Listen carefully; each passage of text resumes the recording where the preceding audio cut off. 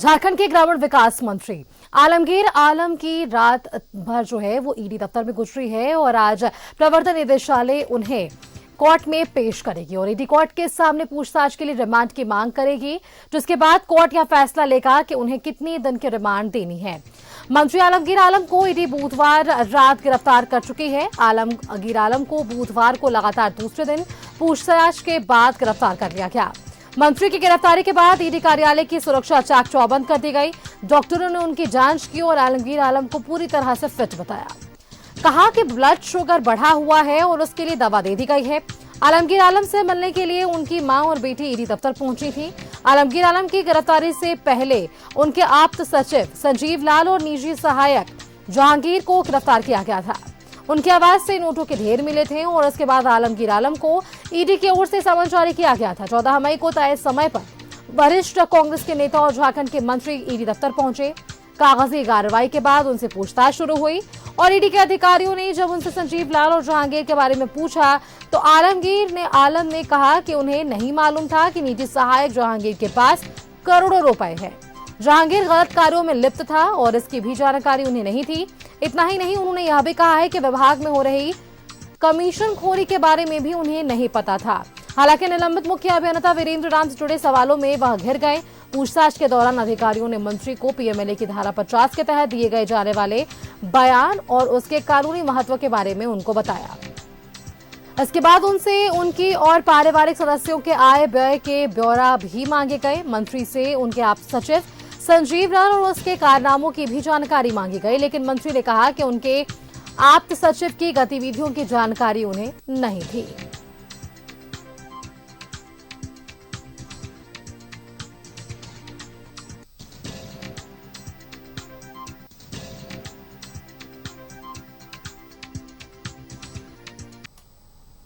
और चलिए इसी खबर पर और भी अधिक जानकारी के साथ हमारे साथ रांची से संवाददाता दीपक जुड़ रहे हैं। दीपक का एक बार रुख कर लेते हैं। दीपक, देखिए, ईडी की भ्रष्टाचार के खिलाफ ये दूसरी सबसे बड़ी कार्रवाई है अगर 2024 की बात करें तो, क्योंकि इससे पहले हमने देखा कि 31 जनवरी को पूर्व सीएम हेमंत सोरेन की गिरफ्तारी होती है मनी लॉन्ड्रिंग के मामले में और अब दूसरे पोजीशन रखने वाले झारखंड सरकार में मंत्री आलमगीर आलम की गिरफ्तारी। 2 दिनों तक उनसे पूछताछ होती है और समय से पहले भी आलमगीर आलम पहुंचते हैं। एक कॉन्फिडेंस इनमें नजर आता है। इन सबके बीच कल देर रात उनकी गिरफ्तारी होती है। आज उनकी ईडी की कोर्ट में पेशी होनी है, रिमांड अवधि की मांग होनी है। इन सबके बीच कई सवाल ईडी के पास, जिनके जवाब ढूंढने की कोशिश करेगी ईडी आज।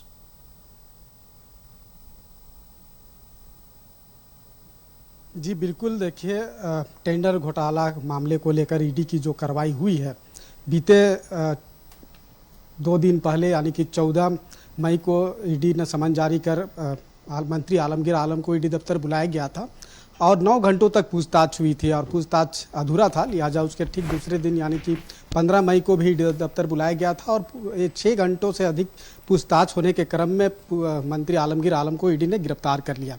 अब गिरफ्तार कर लिया गया है तो आज पीएमएलए की विशेष कोर्ट में पेश किया जाएगा और रिमांड की मांग जो है वो ईडी कर सकती है, चूँकि पूछताछ के लिए ईडी की रिमांड की मांग करेगी। लेकिन अब देखना होगा कि कितने दिनों की रिमांड की मांग की जाती है और कोर्ट से कितने दिनों की मंजूरी मिलती है।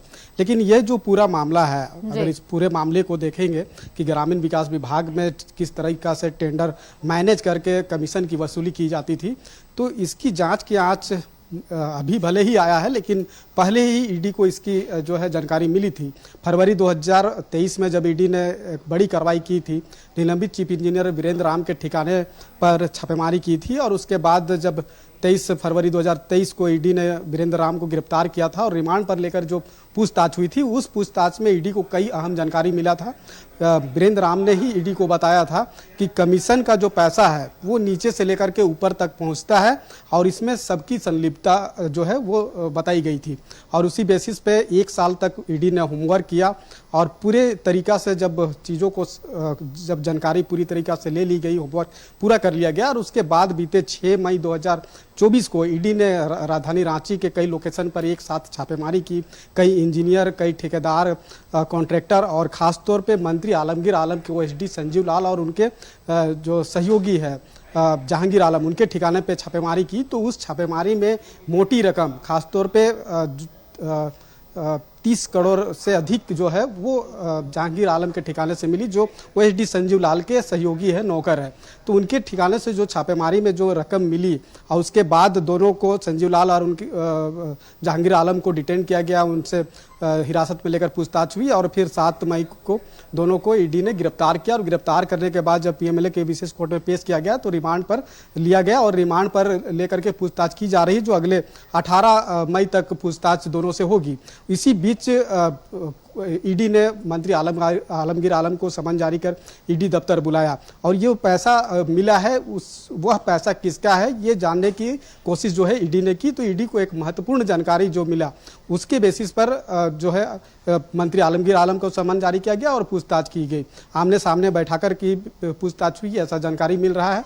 और जो कमीशन का जो पैसा है वो किस तरीका से नीचे से लेकर के ऊपर तक पहुंचता था, उसकी पूरी जानकारी जो है वो ईडी ने खंगाल ली है और उस पर जो है आगे की कार्रवाई भी होगा। जो 6 और 7 और 8 मई को जो ईडी ने कार्रवाई की थी और उसमें जो जानकारी मिला था, जहांगीर आलम के ठिकाने से 30 करोड़ से अधिक की नकदी कैश जो है वो बरामद हुआ था। मुन्ना सिंह जो ठेकेदार है उनके ठिकाने से 2 करोड़ 93 लाख रुपया ईडी को मिला था और राजीव सिंह जिनके जो कॉन्ट्रैक्टर है उनके ठिकाने से 2 करोड़ 14 लाख रुपया मिला था। और ये भी जहां पे पैसा मिला था, जिस जगह से, जिस फ्लैट से पैसा ईडी ने बरामद किया था 30 करोड़ से अधिक की नकदी, उस पैसे को 6 माह के भीतर वहां पे शिफ्ट किया गया था, पैसा को इकट्ठा किया गया था और कई ठेकेदार से जो है वसूली कमीशन के तौर पे की गई थी। उस पैसे को वहां पे जमा किया गया था और जो राजीव सिंह है वो कहीं ना कहीं ठेकेदारों से जो है कमीशन का पैसा वसूलते थे और ओएसडी संजीव लाल को वो पैसा दिया जाता था।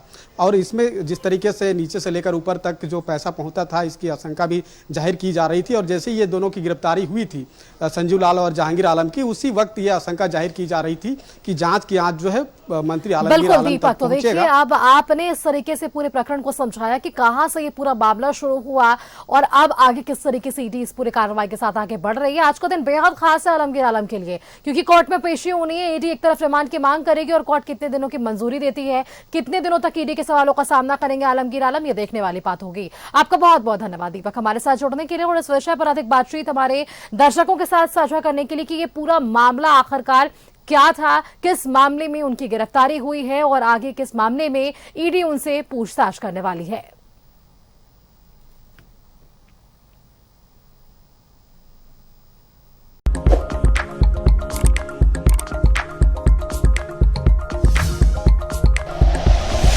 Like and share videos, subscribe करें हमारा चैनल और प्रेस करें बेल आइकॉन। न्यूज़ 11 भारत, सच है तो दिखेगा।